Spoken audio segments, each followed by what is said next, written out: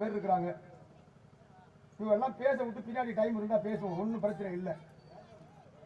இந்த சமுதாய முன்னேற்றத்துக்கு பெரிதும் தடையாக இருப்பது ஒரு நாளும் மதமும் மகளிர் குழுவும் இல்லை, இந்த செல்போனும் தொலைக்காட்சியும் தான் காரணம். அதெல்லாம் குடும்பமெல்லாம் ஒழுங்காக தான் நடந்துகிட்டு இருக்கு அப்படின்னு அந்த அணிக்காக பேச வருகிறார் அன்பு தங்கை மேரி செல்வராஜ். கைதட்டி உற்சாகப்படுத்துமாறு அன்போடு கேட்டுக்கொள்கிறேன். நல்லா உணவு நின்னுக்க, நல்லா சேர் எடுத்து பின்னாடி போடு. ஏ அப்பா, விளக்கோட்டி காடு வரைக்கும் மறைக்கிறீங்க.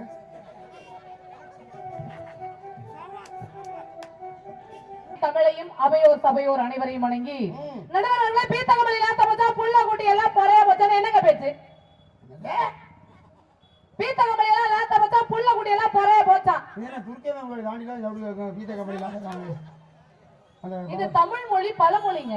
வருணிக்கிற கோஷ்டி இல்ல நீ பீத்தகமலி லாத்த போச்சா புள்ள குடி எல்லாம் பொறைய போச்சா? இதுக்கு பேர் பழமொழியா? ஆமா. ஒட்டங்கால பழமொழி என்ன தெரியுமா? என்ன? சாட பேச தெரியாத சக்காலாத்தி கொய்யா மரத்துல ஏறி நின்னு வியா வியான்னு கத்துனானடா. அடி ஆத்தே நாள ஒருத்தி புடிச்சுக்கிட்டாளா புள்ளைந்தாயா? ஆமா ஆமா, அடுத்த வீட்டுக்காரிக்கு ஆம்பளை புள்ள வளர்ந்துச்சுன்னு எழுத்த வீட்டுக்காரி அம்மிக்கல்ல எடுத்து வைக்கிறா. குய்யா குய்யா குய்யா குய்யா குய்யா குய்யான்னு கத்திக்கிட்டாளா. சில்லுனச்சா சிலுக்கு தண்ணி சிலுத்துக்குச்சா வரகு பறிக்க. ஆமா ஆமா, கூரை ஏறி கோழி பிடிக்க முடியாதவா வானத்துல ஏறி வைகுண்டம் போனாரான்னு. ஆமா, ஆத்துல நின்னு எருமை ஏரோப்ளேன் ஓட்டுச்சா. ஆமா ஆமா, ஒய்யார கொண்டலில தாளமுவா உள்ள இருக்குதா ஈரும் பேணு. மினுக்குதா பித்தால அத பார்த்து மினுக்குதா ரெண்டு கத்தால. ராஜனி பழமரத்துல தொங்குதான் பண்ணாட, வீட்டுல தொங்குதான் கிழிஞ்ச பாவாட. நானா பகல்ல வசமாடு தெரியாத இருட்டுல எரும மாட்டது நானா. ஆமா ஆமா, கும்பகோணத்துல கோலம் போட ஒருத்தி புடியாம இருந்து குடிஞ்சுக்கிட்டே போனானே. நாய் கட்ட கேட்டுக்கு ஞாயிற்றுக்கிழமை லீவு கட்டிச்சா, பாய் கட்ட கேட்டுக்கு படுத்து தூங்க வீடு கட்டிச்சா. அவனை அனுப்பாத கலவரம் பண்ணுவான், என்ன அனுப்பு செருப்பால் அடிச்சுட்டு வரேன் நான். அப்ப வேண்டாம் இருப்பா புள்ளைய வந்து காண்டாமிருகன் பேர் வச்சிட்டு இப்ப குத்துதே உடையுதேன்னா என்ன பிரச்சனை உனக்கு? இல்ல கேக்குறவ கேளுச்சு இருந்தா கேஆர் விஜய் கூட கேடிவி வீடுன்னு சொல்ல மாட்டியா? என்ன புரிதா இருக்கு? திருப்பி சொல்லு. கேக்குறவ கேளுச்சு இருந்தா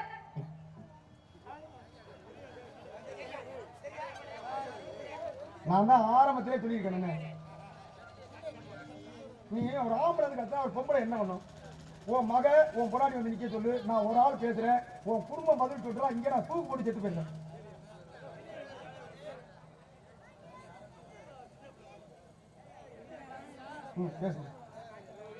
அங்கேந்து வந்து எந்த மேடைக்கு போனாலும் எனக்கு ரொம்ப வருத்தம், இந்த மேடைக்கு வந்தாதான் சந்தோஷம். என்ன விட ஒரு கடைசி கருப்பு அடுப்புல வைக்கிற கறிச்சட்டி தூர்களும் கடல்ல வந்து உட்கார்ந்துக்கிட்டு என்ன பார்த்து கடைசி கருப்பா அங்கேருந்து வந்தா தலைப்புல இருந்து பேசி போடுங்க. அவர் பொண்டாட்டி எடுத்துட்டார்ல, அவர் பொண்டாட்டி எடுத்துக்கலாம், அடுத்த பொண்டாட்டி எல்லாம் திட்டலாமா? உன் பொண்டாட்டி அடுத்த பொண்டாட்டி நீ பேசுற, உன் பொண்டாட்டி நீ பேசுனா ஐயா பொண்டாட்டியை பேசலாம், அடுத்த பொண்டாட்டி நீ பேசுற மேரி அடுத்த பொண்டாட்டில மாப்பிள்ளை ஜனராஜ் என்ன பாரு நீ சொல்லுமா. நானே இந்த தலைப்புல பேசுறதுக்கு எவ்வளவு பாடுபட்டு வந்திருக்கேன் தெரியுமா? இந்த தலைப்பு என் வாழ்க்கைக்குள்ள ஒரு சீர்கேடையை உண்டு பண்ணிருச்சுங்க. என்ன இந்த தலைப்பா? உங்க யாருக்குமே தெரியாத ஒரு ரகசியம், உங்களுக்கு யாருக்குமே தெரியாத ஒரு ரகசியம். என் தங்கச்சி நீலவேணி கூட தெரியாது என்னுடைய வாழ்க்கை ரகசியம். உண்மையா சத்தியமா சொல்றேன், எனக்கு நடந்தது காதல் திருமணம்.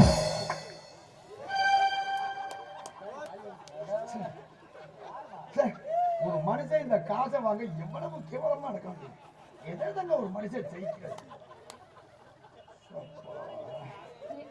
இருங்க, ஏன் எனக்கெல்லாம் காதல் வரப்படாதா? உனக்கு வந்துச்சு ரைட்டு, உன் புரிஞ்சனுக்கு எப்படி வந்துச்சு? ஏன் கருப்பா இருந்தாலும் கரையா இருக்க, சிக்குன்னு தலையா இருக்க, பார்க்க கொஞ்சம் சிரிப்பழகி ஸ்ரேகா மாதிரி இருக்கேன். ராஜிட்டு ஊத்திடுவேன். சிக்குன்னு சிம்மரன் மாதிரி இருக்கா, பார்க்க சினியா. யாரு வீடியோ எடுத்து அனுப்புறாதே, ராவோட ராவா அவ செத்துருவா. சரி விடுங்க, சிக்குன்னு சிம்மரன் மாதிரி இருக்கேன்னு வச்சுக்கேன். இருக்கேன்னு சொல்லு. சிம்மரன் மாதிரி சிம்மரன் அழகு இருக்கு. ஆனா நடுவர் அவர்களே, என்னைய காதலிக்கும் போது என்னோட நட்டைய பார்த்து காதலிச்சாருங்க. ஆமா, உன்னை காதலிக்கும் போது உன் நடைய பார்த்து. ஆமா, அது சரி. உன்னை ஜாவணும்னு முடிவு பண்ணிட்டான். அப்புறம் மருந்த உடிச்சு செத்தான்னா, பதில உடிச்சு செத்தான்னா, கரண்ட்ல அடிபடி செத்தானா, சாவு கண்டான். எங்க சாகுறதுக்காக இல்லங்க, நான் நடந்தா தேருன்னு பாடினாருங்க. நான் நடந்தா தேருன்னு பாடினாரு. எப்படி தெரியுமா? என் புருஷன் செல்லுல போட்டோ அனுப்பி இருந்தாரு. அந்த போட்டோவில் உள்ள மீசைய பார்த்து மயங்கின ஆளு நான். அந்த மீசை வடிவேல் ஒரு படத்துல பென்சில் வந்திருப்பாரு தெரியுமா? அந்த மாதிரி பென்சில்ல மீச வரைஞ்ச உனக்கு புருஷன் எப்படி மீசை இருந்தா தான் என்ன? மீசையை பார்த்து லவ் பண்ணிட்டா நீ? அதுக்கும் சூப்பர்மா லவ் மேரேஜ். ஆமா லவ் பண்ணி தான் கல்யாணம் பண்ண. ஆமா மாப்பிள்ள செல்வராஜ். ஆமா லவ் பண்ணும்போது என்ன தர்றே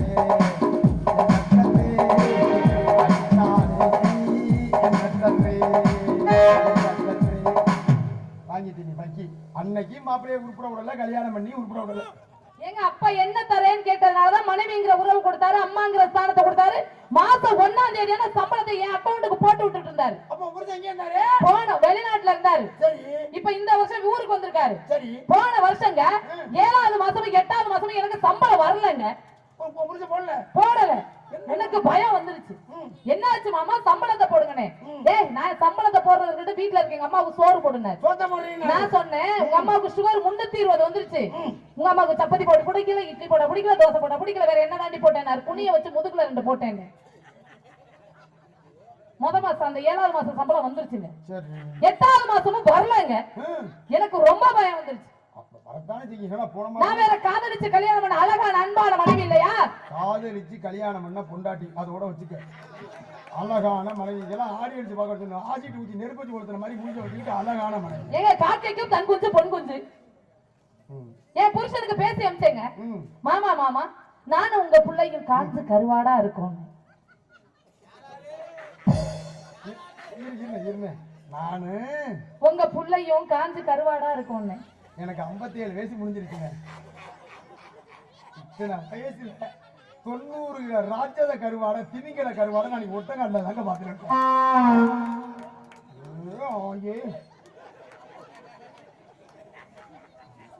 செருமாளக்காடு வரைக்கும் மறைக்குது.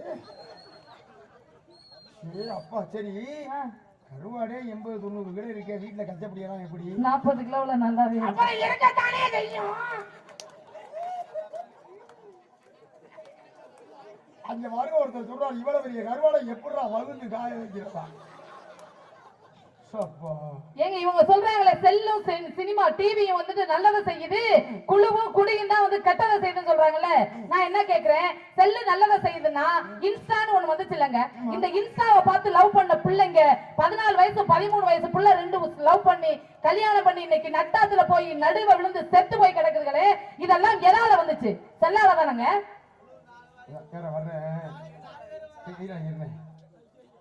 ஒரு 20 வயசு 21 வயசு ஆன பையன் ஒரு 21 வயசு ஆன பொம்பளை பிள்ளைய செல்போனை பார்த்து லவ் பண்ணா அது நியாயம். ஒரு 14 வயசு பையன் 14 வயசு பொம்பளை பிள்ளை செல்போனை பார்த்து லவ் பண்ணாங்கன்னா அவங்க ஆயப்பனை செருப்பால அடிக்கணும்.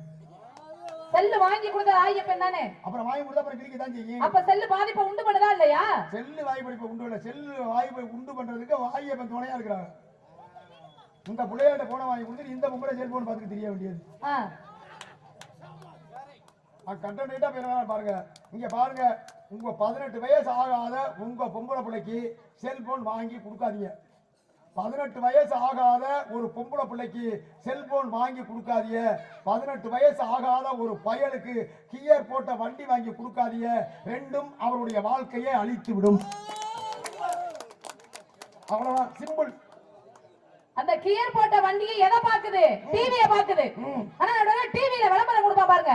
இப்ப அச்சய திருதி வருது இல்ல, அச்சய திருதிக்கு நகை வாங்குங்க, செய்கூலி இல்லை சேதாரம் இல்லை இப்படின்னு விளம்பரத்தை உண்டு பண்ண வேண்டியது. அப்புறம் பொம்பளைய வீட்டுல உள்ள பொம்பளை எல்லாம் டிவியை பார்த்துட்டு குழுவுல கடன் வாங்கிதான் அந்த நகை எடுக்க போறாங்க. அச்சய திருதியில நீ அச்சய நகை வாங்க முடியா? நான் வாங்கினேன். போச்சுக்கிறாரு. உண்மையை சொல்லு, மாரியம்மன் கோயில் கண்ணை விட்டு போடும். அச்சய திருதிக்கு போன வருஷம் கூட்டிட்டு போனேன். நீ அச்சய திருதிக்கு நகை வாங்குவ? ஆமா. இது வரைக்கும் அச்சய திருதியில நகை வாங்கி ஒரு 50 பவுன் வச்சிருப்பியா? இல்லங்க. அப்புறம் 50 கிராம் இல்லங்க. அப்புறம் என்ன கிட்டிங்க அச்சய திருதி போறா நீங்க? அதான் டிவியை பார்த்து போய் 3/4 கிராம் மூக்குத்தி வாங்குறது பேர் அச்சய திருதி. என்ன அச்சய திருதி? அதுதான் கேட்கறது. அச்சய திருத்தி அன்னைக்கு போய் நகை வாங்கினா குடும்பத்துல நகை பெருகுன்னு சொல்றல்ல. சரஸ்வதி பூஜை அன்னைக்கு போய் புத்தகம் வாங்கினா வீட்டுல உள்ள எல்லாருக்கும் அறிவு வரும்னு யாராச்சும் புத்தகம் வாங்குறமா? சொல்லலையே. ஆனா நடுவர்களே இவர் சொல்றாருல எல்லா வீட்லயும் டிவியை பார்த்துக்கிட்டு மாமியார் மருமக சண்டையா வரலன்னு. ஆமா. ஆனா என் வீட்லயும் எனக்கு என் மாமியாருக்கு சண்டை வராதுங்க. எனக்கு என் மாமியாருக்கு சண்டையே வராது, 2 பேரும் விளையாடுவோம். உனக்கு உங்க மாமியா கல்யாணம், உனக்கு கல்யாணம் எத்தனை வருஷம் ஆச்சு? 10 வருஷம் ஆச்சு. 10 வருஷத்துல ஒரு நாள் கூட எனக்கு என் மாமியார் சண்டையே வந்தது இல்ல. அம்மா பெண்கள் எல்லாம் கைது எடுக்கமா? 10 வருஷம் தட்டுங்கக்கா. எப்படி தட்டு? 1 2 கும்பலா தான் தட்டுது. அந்த அம்மா சொல்லுது செகாப்பூச்சியில 10 வருஷம் கல்யாணம் பண்ணி இவர்களும் அடிச்சுக்கிறாம இருப்பாங்க. உண்மையாதாங்க, கல்யாணம் ஆகி 10 வருஷம் ஆச்சு, இன்னும் எனக்கு என் மாமியாருக்கு சண்டையே வந்ததுல, 2 பேரும் விளையாடுவோம். இங்க மேரி ரொம்ப விளையாடுற நீ. எப்படி விளையாடுவ நீ? 2 பேரும் கிரிக்கெட் விளையாடுவோங்க. கிரிக்கெட் விளையாடுவோம். இந்த உடம்பு வச்சுக்கிட்டு. ஆமா. கீழே குனிஞ்சு பந்து எடுக்கணும். இல்ல, பந்து எடுக்கிற வேலையை மாமியார்ட்ட விட்டுருக்கேன். சரி.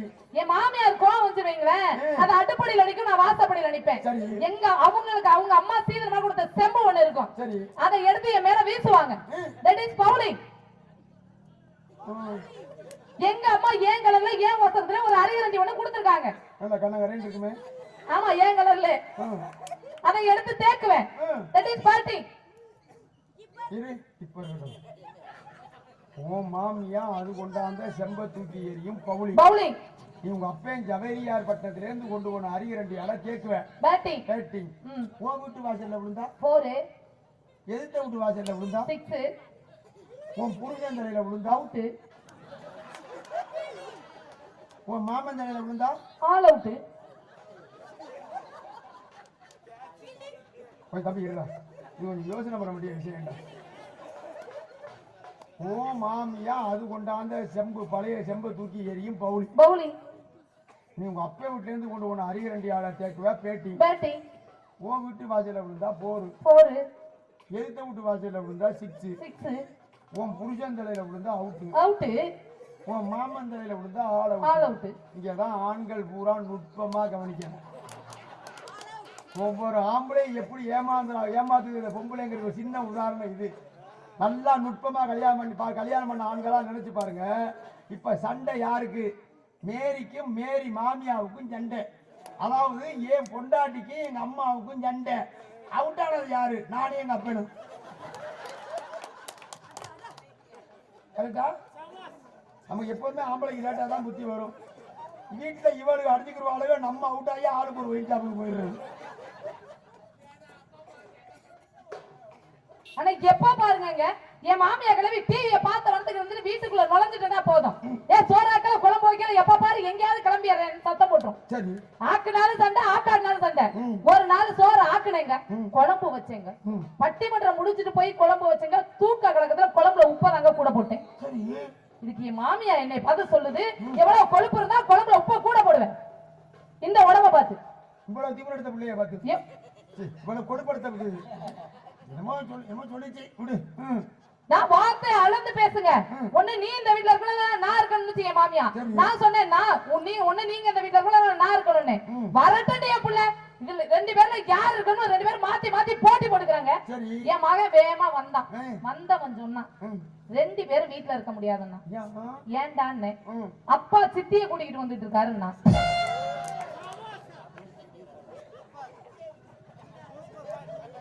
உப்பு சப்பு பெறாத சண்டைக்கு அடிச்சுக்கிறாங்க கேள்விப்பட்டிருக்கிறாங்க. இப்போ கிராமத்துல சொல்ல தெரியுமா, உப்பு சப்பு பெறாத சண்டை. ஏமா இங்க வந்திருக்க பெண்களை பார்த்து கேட்கிறேன், ஏதோ ஒரு குழம்பு வைக்கிறீங்க, அந்த குழம்புல உப்பு கூட போயிருது. உப்பு கூட போனா என்ன பண்ணணும்?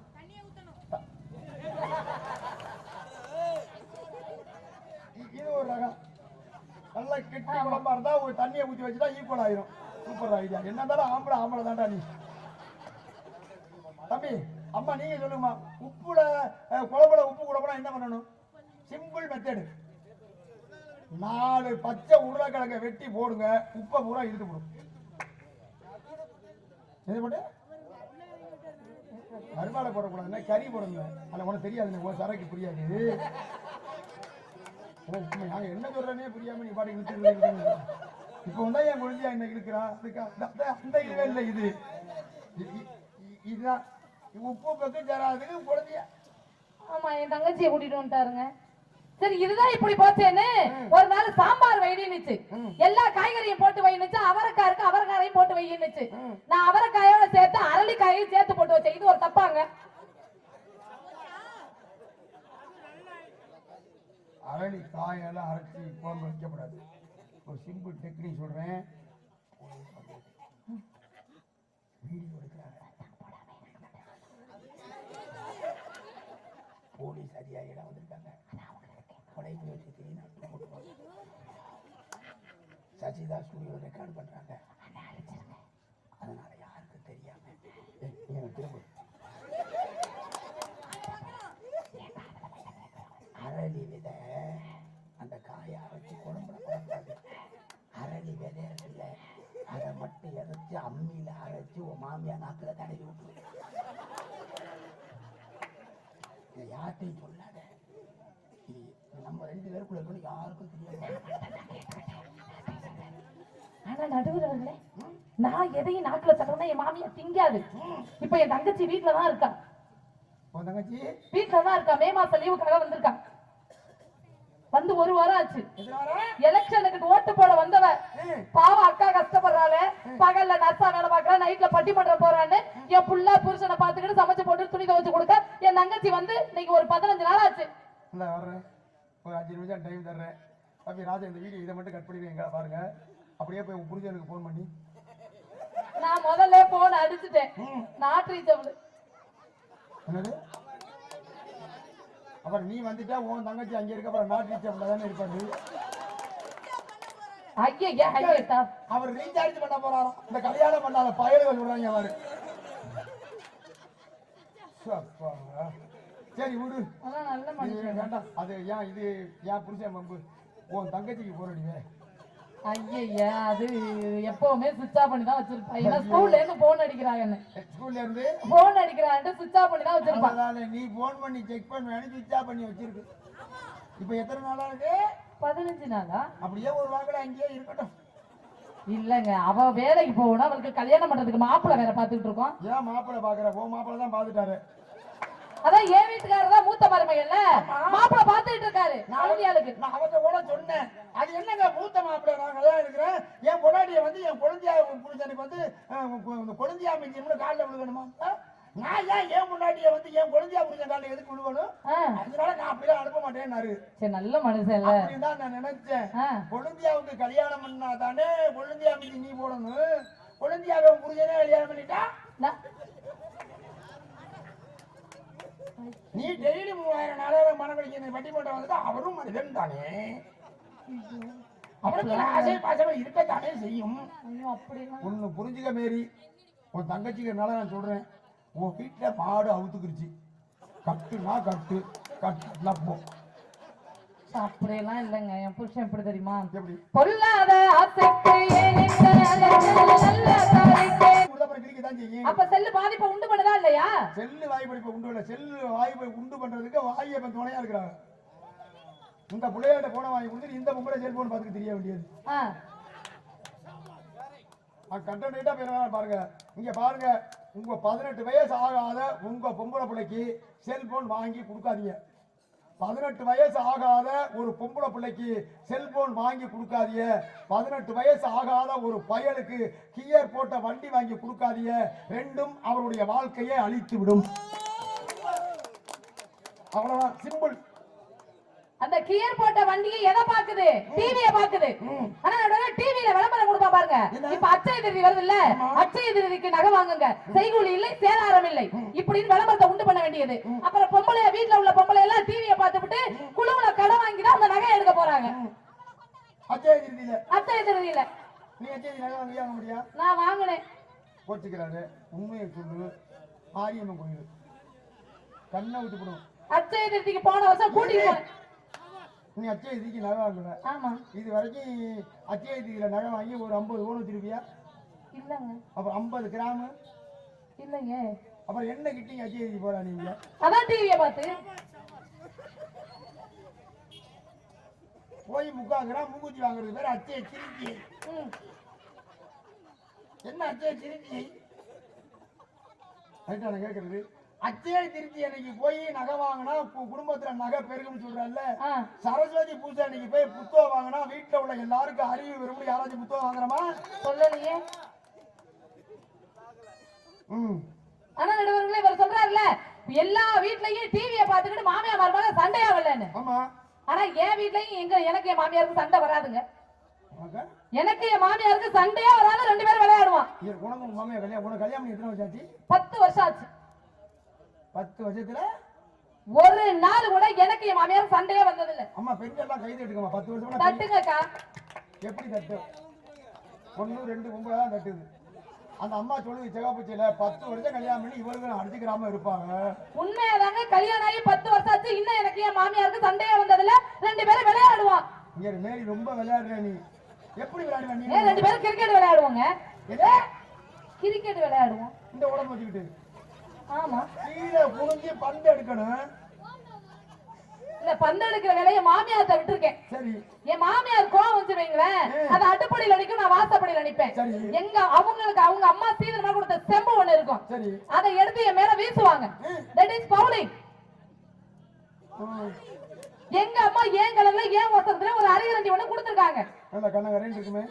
ஆமா, ஏன் கலர்ல. அதை எடுத்து தேக்குவேன். That is party. இரு இப்ப இருக்கட்டும். ஓ மாமியா அது கொண்டாந்த செம்ப தூக்கி எறியும் பவுலிங். பவுலிங். நீ உங்க அப்பன் ஜவேரியார் பட்டணத்துல இருந்து கொண்டு போன அரிகரண்டி அல கேக்குவேன். பேட்டிங். பேட்டிங். ஓ வீட்டு வாசல்ல விழுந்தா 4. எதிர்த்த வீட்டு வாசல்ல விழுந்தா 6. உன் புருஷன் தலையில விழுந்தா அவுட். உன் மாமன் தலையில விழுந்தா ஆல் அவுட். போய் தம்பி இருடா. நீ கொஞ்சம் யோசனை பண்ண வேண்டிய விஷயம். ஓ மாமியா அது கொண்டாந்த செம்பு பழைய செம்பு தூக்கி எறியும் பவுலிங். பவுலிங். நீ உங்க அப்பா வீட்டுல இருந்து கொண்டு போன அரிகரண்டி ஆள தேக்குவ பேட்டிங். பேட்டிங். உன் வீட்டு வாசல்ல விழுந்தா 4. 4. எதிர்த்த வீட்டு வாசல்ல விழுந்தா 6. 6. உன் புருஷன் தலையில விழுந்தா அவுட். அவுட். உன் மாமன் தலையில விழுந்தா ஆல் ஆல் அவுட். அவுட். இங்கதான் ஆண்கள் பூரா நுட்பமா கவனிக்கணும். ஒவ்வொரு ஆம்பளையும் எப்படி ஏமாத்துகிற பொம்பளைங்கிற ஒரு சின்ன உதாரணம் இது. நல்லா நுட்பமா கல்யாணம் பண்ண ஆண்களா நினைச்சு பாருங்க. இப்ப சண்டை யாருக்கு? மேரிக்கும் மேரி மாமியாவுக்கும் சண்டை. அதாவது என் பொண்டாட்டிக்கும் எங்க அம்மாவுக்கும் சண்டை. அவுட் ஆனது யாரு? நானே எங்க அப்பனும். கரெக்டா? நமக்கு எப்போதுமே ஆம்பளைக்கு லேட்டா தான் புத்தி வரும். வீட்டுல இவளுக்கு அடிச்சுக்கிறவாளுங்க, நம்ம அவுட் ஆகி ஆளுக்கு ஒரு வெயிட் ஷாப்புக்கு போயிடுறது. ஆனா எப்ப பாருங்க என் மாமியா கிளம்பி டிவியை பார்த்து வரதுக்கு வந்து வீட்டுக்குள்ள நுழைஞ்சிட்டா போதும். சோறாக்கல குழம்பு வைக்கல எப்ப பாரு எங்கேயாவது கிளம்பி சத்தம் போட்டுரும். சரி. ஆக்குனாலும் சண்டை, ஆக்காடினாலும் சண்டை. ஒரு நாள் சோறு ஆக்குனேங்க, குழம்பு வச்சேங்க. பட்டிமன்றம் முடிச்சுட்டு போய் குழம்பு வச்சேங்க. தூக்க கலக்கத்துல குழம்புல உப்பை நாங்க கூட போட்டேன். இதுக்கு என் மாமியா என்னை பார்த்து சொல்லுது, எவ்வளவு கொழுப்பு இருந்தா குழம்புல உப்பை கூட போடுவேன். இந்த உடம்ப பார்த்து இவ்வளவு தீவிரத்த பிள்ளைய பார்த்து இவ்வளவு கொடுப்படுத்த நான் வார்த்தை அளந்து பேசுங்க. ஒண்ணு நீ இந்த வீட்டுல இருக்கணும், நான் இருக்கணும்னு என் மாமியா. நான் சொன்னேன் நீங்க இந்த வீட்டுல இருக்கணும், நான் இருக்கணும்னு. வரட்டும் என் புள்ள. இதுல 2 பேர்ல யார் இருக்கணும், 2 பேரும் மாத்தி மாத்தி போட்டி போட்டுக்கிறாங்க. என் மகன் வேகமா வந்தவன் சொன்னான், 2 பேரும் வீட்டுல இருக்க முடியாதுன்னா. ஏன்டான்னு.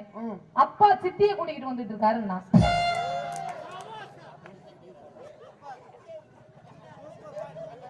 உப்பு சப்பு பெறாத சண்டைக்கு அடிச்சுக்கிறாங்க கேள்விப்பட்டிருக்கிறாங்க. இப்போ கிராமத்துல சொல்ல தெரியுமா? உப்பு சப்பு பெறாத சண்டை. ஏமா இங்க வந்திருக்க பெண்களை பார்த்து கேட்கிறேன், ஏதோ ஒரு குழம்பு வைக்கிறீங்க, அந்த குழம்புல உப்பு கூட போயிருது. உப்பு கூட போனா என்ன பண்ணணும்?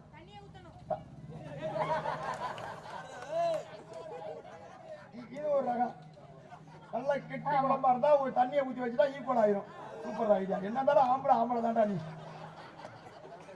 தம்பி அம்மா நீங்க சொல்லுங்கம்மா, குழம்புல உப்பு கூட போனா என்ன பண்ணணும்? Simple method. 4 பச்சை உருளைக்கிழங்க வெட்டி போடுங்க, உப்பை பூரா இழுத்து போடும். எது போட்டு கருவாடை போடக்கூடாதுன்னா கறி போடுங்க. அது உனக்கு தெரியாது, உன் சரக்கு புரியாது. நாங்க என்ன சொல்றேனே புரியாம நீ பாட்டு இழுத்து. இப்போ வந்தா என் குழந்தையா என்ன இழுக்கிறான்? அந்த இதுவே இல்லை. இதுதான் உப்பு பக்கம் தராதுக்கு குழந்தையா. ஆமா, என் தங்கச்சியை கூட்டிட்டு வந்துட்டாருங்க. சரி, இதுதான் இப்படி போச்சேன்னு ஒரு நாள் சாம்பார் வைனுச்சு. எல்லா காய்கறியும் போட்டு வைனுச்சு. அவரைக்காய் இருக்கு, அவரைக்காரையும் போட்டு வைனுச்சு. நான் அவரைக்காயோட சேர்த்து அரளிக்காயையும் சேர்த்து போட்டு வச்சேன். இது ஒரு தப்பாங்க? அரளி காயெல்லாம் அரைச்சி குழம்பு வைக்கப்படாது. ஒரு சிம்பிள் டெக்னிக் சொல்றேன். வீடியோ எடுக்கிறாங்க. போலீஸ் அதிகாரிகள் வந்திருக்காங்க. தொலைபேசி சசிதா ஸ்டுடியோ ரெக்கார்ட் பண்றாங்க. அதனால யாருக்கும் தெரியாம திரும்ப அரளி விதை அந்த காயை அரைச்சி குழம்புல போடக்கூடாது. அரளி விதை இருக்குல்ல அதை மட்டும் இறைச்சி அம்மியில அரைச்சி உன் மாமியா நாக்குல தடவி விட்டு இதை யார்ட்டையும் சொல்லாத. இது நம்ம 2 பேருக்குள்ள இருக்கணும், யாருக்கும் தெரியாது. ஆனா நடுவர் அவர்களே, நான் எதையும் நாக்குல தடவைனா என் மாமியா திங்காது. இப்ப என் தங்கச்சி வீட்டுலதான் இருக்கா. உன் தங்கச்சி வீட்டுலதான் இருக்கா. மே மாசம் லீவுக்காக வந்திருக்கா. வந்து 1 வாரம் ஆச்சு. எலெக்ஷனுக்கு ஓட்டு போட வந்தவ பாவம் அக்கா கஷ்டப்படுறாளே. பகல்ல நர்ஸா வேலை பாக்குறா, நைட்ல பட்டிமன்றம் போறான்னு என் புள்ள புருஷனை பாத்துக்கிட்டு சமைச்சு போட்டு துணி துவைச்சு கொடுக்க என் தங்கச்சி வந்து இன்னைக்கு ஒரு 15 நாள் ஆச்சு. வர்றேன், ஒரு 5 நிமிஷம் டைம் தர்றேன். தம்பி ராஜா, இந்த வீடியோ இதை மட்டும் கட் பண்ணிடுவீங்க பாருங்க. அப்படியே போய் உன் புரிஞ்சவனுக்கு ஃபோன் பண்ணி நான் முதல்ல போன் அடிச்சுட்டேன். Not reachable. என்னது? அப்புறம் நீ வந்துட்டா உன் தங்கச்சி அங்கே இருக்க, அப்புறம் நாட் ரீச்சபிள் தானே இருப்பாரு. ஐயா அவர் ரீசார்ஜ் பண்ண போறாராம். இந்த கல்யாணம் பண்ணாத பயலுகள் சொல்றாங்க அவரு. சரி விடு, நல்ல மனுஷன். வேண்டாம். அது ஏன் இது ஏன் புருஷன் பம்பு? உன் தங்கச்சிக்கு போன் அடிவே. ஐயா அது எப்பவுமே சுவிட்ச் ஆஃப் பண்ணி தான் வச்சிருப்பா. ஸ்கூல்ல இருந்து போன் அடிக்கிறாங்க. ஸ்கூல்ல இருந்து போன் அடிக்கிறாங்க, சுவிட்ச் ஆஃப் பண்ணி தான் வச்சிருப்பா. நீ போன் பண்ணி செக் பண்ணி சுவிட்ச் ஆஃப் பண்ணி வச்சிருக்கு. இப்ப எத்தனை நாளா இருக்கு? 15 நாளா? அப்படியே ஒரு வாக்குல அங்கேயே இருக்கட்டும். இல்லங்க, அவ வேலைக்கு போகணும். அவளுக்கு கல்யாணம் பண்றதுக்கு மாப்பிள்ளை வேற பாத்துக்கிட்டு இருக்கோம். ஏன் மாப்பிள்ளை பாக்குற? உன் மாப்பிள்ளை தான் பாத்துட்டாரு. அதான் என் வீட்டுக்காரர் தான் மூத்த மருமகள்ல மாப்பிள்ளை பாத்துக்கிட்டு இருக்காரு. நான் அவத்த கூட சொன்னேன், அது என்னங்க மூத்த மாப்பிள்ளை நான் தான் இருக்கிறேன். என் பொண்டாட்டியை வந்து என் குழந்தையா புரிஞ்சனுக்கு வந்து குழந்தையா மிஞ்சின்னு காலில் விழுகணுமா? நான் ஏன் என் பொண்டாட்டியை வந்து என் குழந்தையா புரிஞ்ச காலில் எதுக்கு விழுகணும்? அதனால நான் அப்படிலாம் அனுப்ப மாட்டேன்னாரு. சரி, நல்ல மனுஷன். அப்படிதான் நான் நினைச்சேன். குழந்தையாவுக்கு கல்யாணம் பண்ணா தானே குழந்தையா மிஞ்சி நீ போடணும். குழந்தையாவை புரிஞ்சனே கல்யாணம் பண்ணிட்டா நீ டெய்லி 3000 4000 மனம் கழிக்க வட்டி போட்ட வந்துட்டா அவரும் மனிதன் தானே. அவருக்கு ஆசை பாசம் இருக்கத்தானே செய்யும். ஒண்ணு புரிஞ்சுக்க மேரி, உன் தங்கச்சிக்கிறனால நான் சொல்றேன். உன் வீட்டுல மாடு அவுத்துக்குருச்சு. கட்டுனா கட்டு, கட்டுனா போ. இந்த டிவியை பார்த்து ஏன் புருஷன்ட்ட நான் ஒரு விஷயம் ஆசைப்பட்டு கேட்டேங்க. என்ன உன் புருஷன்ட்ட கேட்ட? அப்படி இந்த அண்ணாமலை படத்துல ரஜினி குஷ்பு முன்னாடி அந்த பார் கம்பியில சைக்கிள்ல உட்கார வச்சு ஓட்டிட்டு போவார்ல,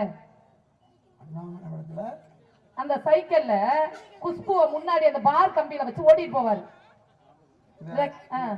சைக்கிள்ல குஷ்புவ பார் கம்பியில. ஆமா, அதே மாதிரி என் புருஷன்ட்ட கேட்டேன், மாமா எனக்கும் ஆசை, என்ன அந்த பார் கம்பியில வச்சு நீங்க சைக்கிள் ஓட்டிட்டு போகணும், நம்ம பாட்டு பாடி அப்படி ஒரு ரவுண்ட் இந்த ஊரை சுத்தி வரணும்னு.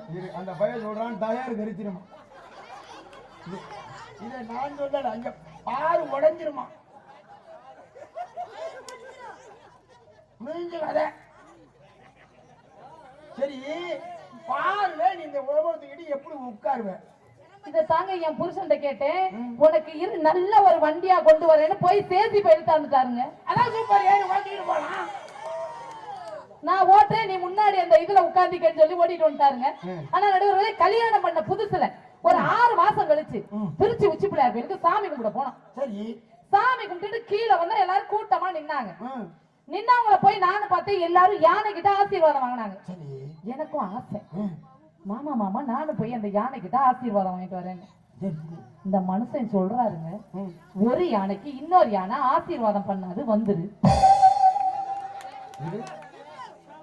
ஒரு யானைக்கு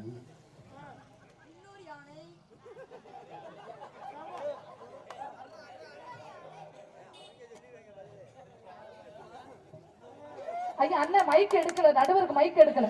அதெல்லாம் கரெக்டா செல்ஃப் எடுத்து பயனுங்க கிளீனா பாக்குறாங்க.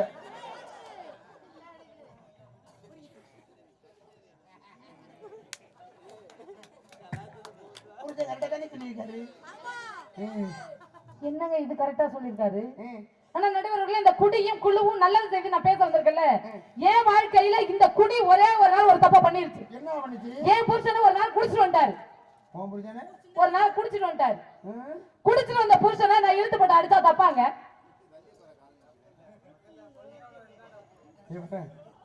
குடிச்சிட்டு வந்த புருஷனை எதுக்கு அடிச்ச நீ?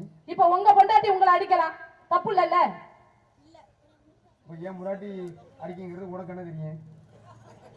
அடிக்க மாட்டாங்களா? நான் வீட்டுக்கு போனா தானே அடிப்பா. அப்புறம் எங்க போவீங்க? நான் குளிஞ்சா வீட்டுல இருக்கிறேன். நான் அப்பளை அடிச்சா சரி, நான் கேக்குறதுக்கு மட்டும் பதில் சொல்லுங்க. பொண்டாட்டி புருஷனை அடிச்சா தப்பா? மரியாதையா உட்காரு. நீ நடுமலை காடு மண்டை அப்படி காசு கொண்டாந்து கொடுத்துட்டாங்க, மரியாதையா காசை வாங்கிட்டு போ. நல்லா இருக்க ஊரை நாசம் பண்ணிப்பாரு.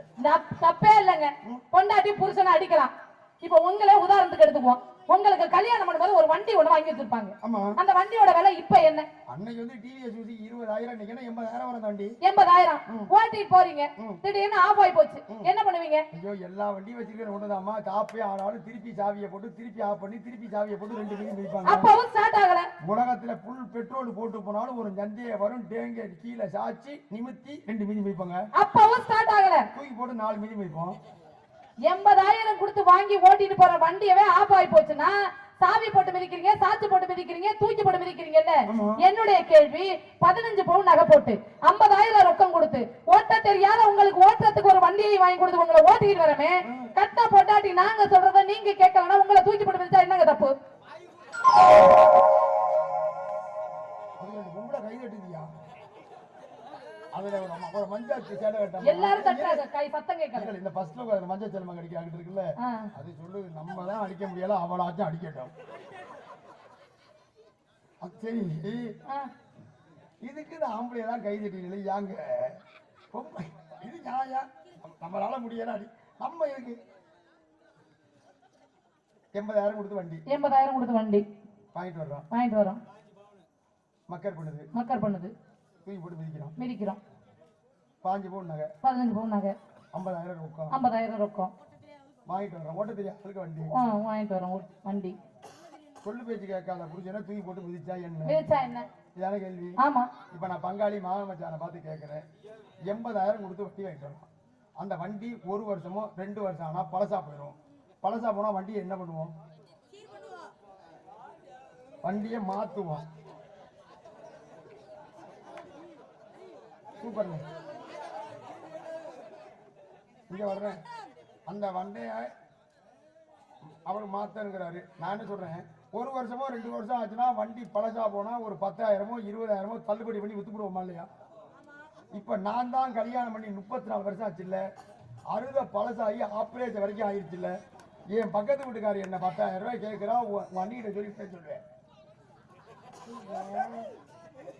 கொஞ்சம் இருங்க, ராஜநிதி சும்மாவே வர்றேங்கிறாப்ல, ராஜன் ஏடிஎம் கார்டோட வர்றேங்கிறாப்ல.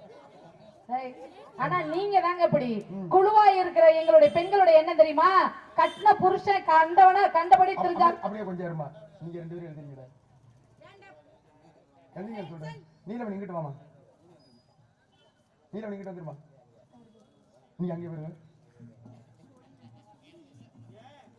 சும்மாதான். என் மகளா இருந்தாலும் அதுதான், என் பட்டிமன்றத்தில் பேசுவதாக இருந்தாலும் மகள் எப்படி பாதுகாக்கணுமோ தந்தையின் கடமை. நேரிக்கிட்டு வா, மைக்கிட்டு வா, உட்காரு. இந்த பக்கத்து திருப்பி அந்த ஆளுக்கு வந்துருந்தா ஓங்கி எத்தி குளத்துக்குள்ள தள்ளி விட்டுரு. எந்த சட்ட ஒழுங்கு எத்தனை லட்சம் செலவானாலும் நான் செலவு பண்றேன். நான் செஞ்சது கரெக்டா? கரெக்டா இருப்பேன். ஆனா நடுவர்களே, கட்டின புருஷன் கண்ட மாதிரி தெரிஞ்சா காலை முடிச்சு மூளையில போட்டு கஞ்சியாவது ஊத்துவோம், கண்ட விட்ட விட்டு கொடுக்க மாட்டோம். என்ன படம்? முதல் மரியாதை. இது யாரை பார்த்து சிவாஜி கணேசன் பாடுவாரு? ராதாவை பார்த்து சிவாஜி பாடுவாரு. அவ சிவாஜி கணேசன் ஏற்கனவே கல்யாணம் பண்ணி இருக்குமா? ஆமா. அந்த கல்யாணம் பண்ண அந்த வடிய பேர் என்ன? வடிவுக்கரசி. வடிவுக்கரசி நீ ஒரே மாதிரி தானே இருக்கிறியா? அதனாலதானே மீன் பிடிக்கிற ராதாவுக்கு நூல் விடுவாரு. அந்த கம்பீரமலை கலங்கி எழுப்படுதெல்லாம் மனசுக்குள் ஏதோ மாயக்காரம் வந்து மருந்து தடவி விட்டு செல்கிறது. அடியே பெண்ணே, நீ மட்டும் ஆறுதல் சொல்வதாக இருந்தால் நான் தொடர்ந்து அழுது கொண்டே இருக்கலாம் போல இருக்கிறதே என்று சோகத்திற்குள் அவன் சுகம் கொண்டாடுகிறான் அப்படின்னு பாட்டு போட்டு நல்லா இருக்குங்க. இந்த செல்போன் டிவி நல்லது பண்ணுன்னு சொல்றாங்கல்ல, செல்ல பேசிக்கிட்டே ஓட்டிட்டு போய் கீழே விழுந்து ஆக்சிடென்ட் ஆகி கிடக்கான். அவனை தூக்க மாட்டாங்க.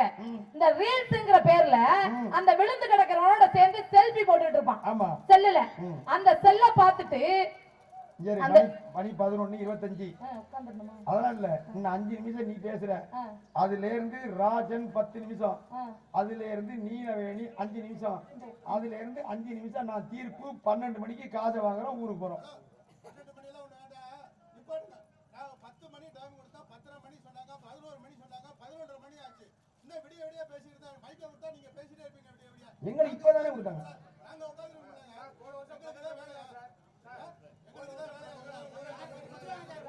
சார் உங்களுக்கு சட்ட ஒழுங்கு பிரச்சனை வருந்தா சார்? கண்டிப்பா டெய்லி நடத்துறீங்க. நாங்க டெய்லி 12 மணி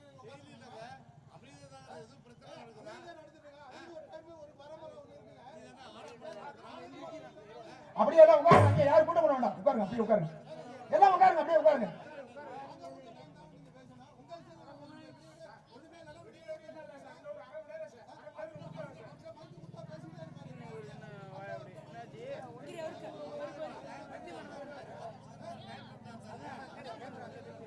சார் 12 மணிக்கு முடிச்சிடுறேன் சார்.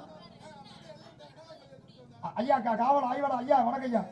இன்னும் அரை மணி நேரத்தில் முடிச்சிருவான். எதுக்கு போட்டோ எடுக்கிறீங்க?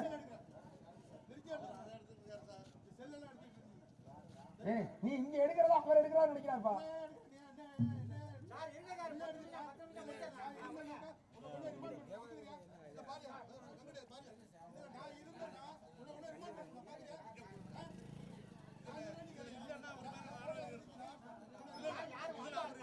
தம்பி உட்காருங்க மாட்டா.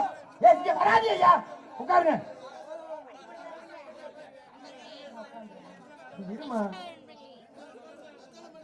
சார். மிக சார் 12 மணி முடிச்சிருவோம் சார். டைம் கொடுத்தது 10, அப்புறம் 10:30, அப்புறம் 11, 11:30 மணி 11 மணி 12 மணில பேசிட்டு தான் ஐயா கோச்சிக்கிறாங்க சார். இல்லைங்கய்யா ஐயா. ஐயா காவல் ஆய்வாளர் ஐயா வணக்கம் ஐயா. இன்னும் அரை மணி நேரத்தில் முடிச்சிருவான். எதுக்கு போட்டோ எடுக்கிறீங்க?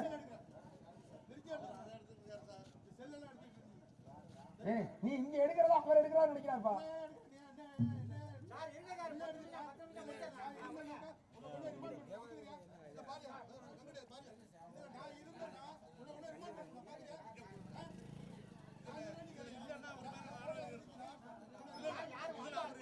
தம்பி உட்காருங்க மாட்டா. இங்க வராது ஐயா, உட்காருங்க.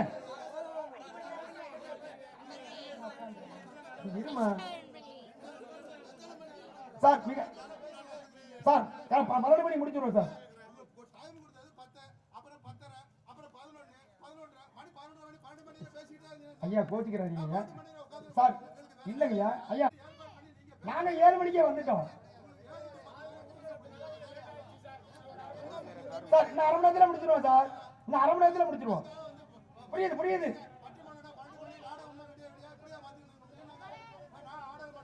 சார். புரியுது புரியுது சார். சார் இந்நேரமே அந்த அம்மா உட்கார வச்சு சார் 30 நிமிஷத்துல பட்டிமட்டம் முடிச்சிருவேன்.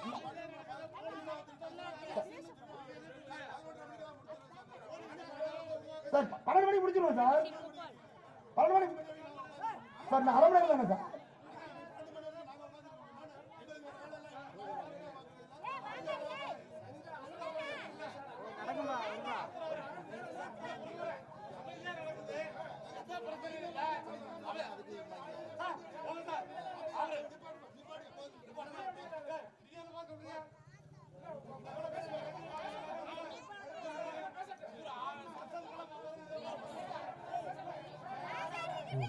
அம்மா எல்லாம் உட்காருங்கம்மா.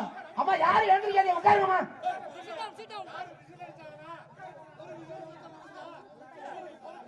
முடிச்சிருவாங்க. அம்மா எல்லாம் உட்காருங்கம்மா. தம்பி உட்காரு.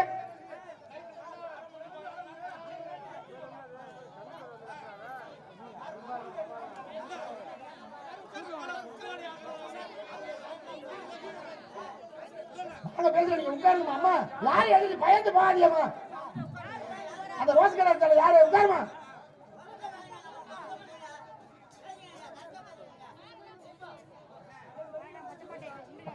முடிச்சிருவேன்.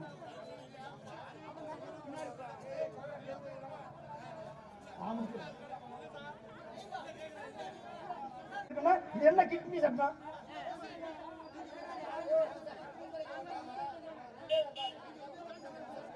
உட்காருங்க எல்லாம்.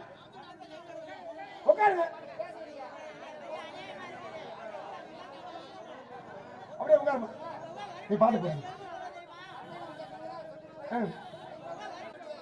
அது ஒண்ணு நான் பாத்துக்கிறேன். அது பெரிய மேட்டரே இல்ல. இப்ப இந்த திருவிழாவுக்கு வந்திருக்காங்கன்னா அம்மனையும் பாப்பா அப்படியே அம்பாளையும் பாப்போன்னு வருவாங்களா? இல்ல அம்பாளையும் பாப்பா கூட நம்பாளையும் பாப்போன்னு வருவாங்க? எல்லாம் எடுத்தாச்சு, எல்லாம் எடுத்தாச்சு. அம்பாளையும் பாப்பா நம்பாளையும் பாப்போன்னு வருவாங்க. பையன் சென்னையில இருப்பா, பொண்ணு ஒட்டநாட்டுல இருக்கும். அத்தை மகளுக்கு வாங்கி கொடுத்த மல்லிகை பூவை அந்த மாம மகனை நினைச்சு தலையில சூடுவாங்க. முடிச்சிடுறேங்க. செல்போனால அடிபட்டு கிடக்கிறவனுக்கு குழுவா சேர்ந்து இருக்கிற அந்த மகளிர் குழு தான் தேடி போய் ரத்தம் கொடுக்குது. குழுவும் குடியும் என்னைக்குமே நல்லதை செய்து என்று சொல்லி வாய்ப்பளித்த அத்துணை உள்ளங்களுக்கு நன்றி பாராட்டி விடைபெறுகிறேன். நன்றி, வணக்கம். சூப்பர்மா, சூப்பர்மா, சூப்பர்மா. இப்ப தீர்ப்பு 2 நிமிஷம். 2 பக்கமும் அற்புதமா பேசினார்கள். இந்த 2024 நான் கலந்து கொள்கிற 45வது நடுவராக பயன்படுகிற பட்டிமன்றம்.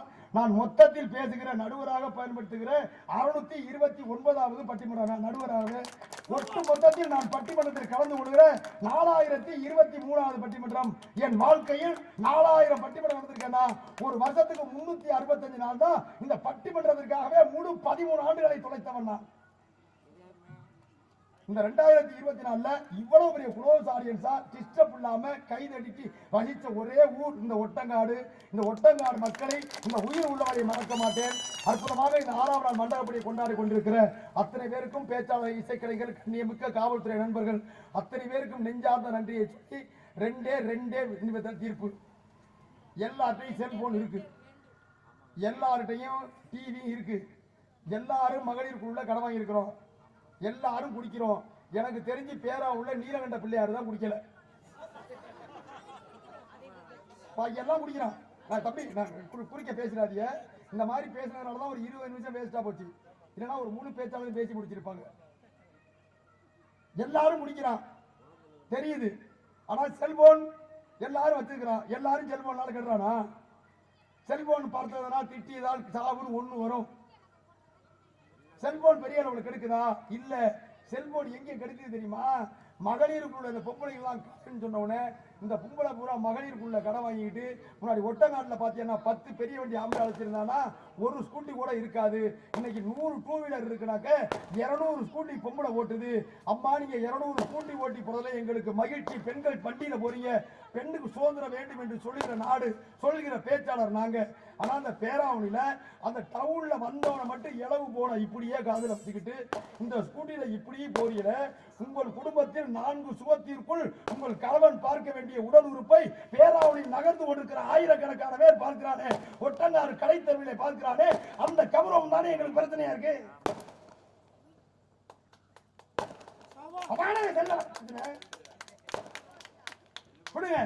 ஆனால் அந்த செல்லை கூட நாம் ரீசார்ஜ் பண்ணாதான் போச்சு, ஜிபி பண்ணாதான் போச்சு. ஒரு பையன் சொன்னா பட்டன் போன் வைக்க அப்பா வச்சிருக்காருன்னு, அதனால கெடுதான் பார்த்தா அதனாலும் பாதிக்கப்படுகிறார்கள். அவருடைய எண்ணிக்கை குறைவு. ஆனால் அதுவும் மகளிர் குழு என்று வருகிற பொழுது இந்த ஒட்டங்காட்டில் 160% மேலான ஆண்கள் குடித்துக் கொண்டிருக்கிறார்கள். தமிழ்நாட்டிலே 2 ஒயின் ஷாப் தான் பரபரப்பான ஒயின் ஷாப்பு.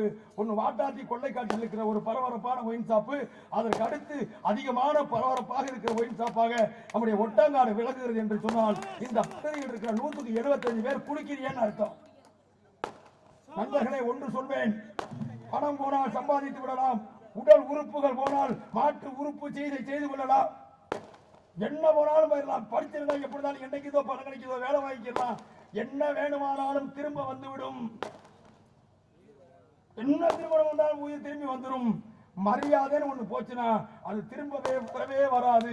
அந்த மரியாதை எதிர் போகும்னா இந்த இளவு குடியால தான் போகும். அதனால குடிக்காதீன்னு சொல்றோம். அப்படின்னா மகளிர் உங்களுக்கு சரியா இருக்குன்னு அர்த்தமா? இந்த ஒட்டங்காட்டில் 50 ஆண்டுகளுக்கு முன்னால் ஒட்டுமொத்த ஊராட்சியிலேயே 3 பேருக்கு 4 பேருக்கு கடன் இருந்திருக்கும். அப்படியே கடன் இருந்தா 100 ரூபா 150 ரூபா கடன் வச்சிருப்பாங்க. இன்னைக்கு ஒட்டுமொத்த ஒட்டங்காடு ஊராட்சியிலேயே ஒரு 100 பேருக்கு தான் கடன் இருக்காது. மிச்சம் 6000 பேர் குழுவுல கடன் வாங்கி வச்சிருக்கோம்னா அந்த குழுவால வாங்கின கடனால ஒரு பிரச்சனை இல்லைங்க. நம்ம கட்ட வேண்டிய 300 ரூபா பணத்திற்காக நம்ம வீட்டுக்காரன் வெளியே எங்கேயாச்சும் போயிட்டோம்னா கூட பணம் ராத்திரி 12 மணி வரைக்கும் இருந்து தான் வாங்கிட்டு போய் வயசுக்கு வந்த வீட்டில் இருக்கிற பொம்பளை பிள்ளை இருக்கிற வீடு கூட பார்க்காம 11:50 ஆடு ஸ்கூல்ல போட்டு உட்கார்ந்துருந்தா நமது மனைவியை பற்றி நம்முடைய பிள்ளையை பற்றி இந்த ஊர் என்ன சொல்லும்? அத்தனை மரியாதையும் போவதற்கு காரணமாக இருப்பது எது? இந்த குழு தானே. இந்த குழுல வாங்குற கடனை அட்டு கட்டி அதுல இருந்து வாங்குற இதுல கட்டேன்னு சொல்லி எவன் சும்மா தர்றான்னு சொல்லிட்டு மத்திய கூட்டுற அரசுடைய வங்கி மயமாக்கப்பட்ட வங்கியில வாங்கினீங்கன்னா கடன் கம்மி, வார வட்டிக்காரன் மீட்டு வட்டிக்காரன் வியாழக்கிழமை குழுவுல போட்டு 24% மேல் 2 வட்டிக்கு மேல் வாங்கக்கூடிய அளவிற்கு இந்த மக்களை கொண்டாந்து திசை திருப்பி இனி குழு இருந்தால் ஊரே இயங்காது என்கிற அளவிற்கு ஒரு நெருக்கடியான சூழல் சூழ்ந்திருக்கிற இந்த நேரத்தில் செல்போனால், தொலைக்காட்சியால், திரைப்படத்தால் போகிற மரியாதையை விட இந்த மதுவாலும் மகளிர் குழுவாலும் பல குடும்பங்களுடைய மரியாதை போய்க் கொண்டிருக்கிறது. இதுவரை பேராவூரணி சட்டமன்ற தொகுதியில் வாங்கிய குழு கடனை கட்ட முடியாமல் 13 பெண்கள் தற்கொலை செய்திருக்கிறார்கள்.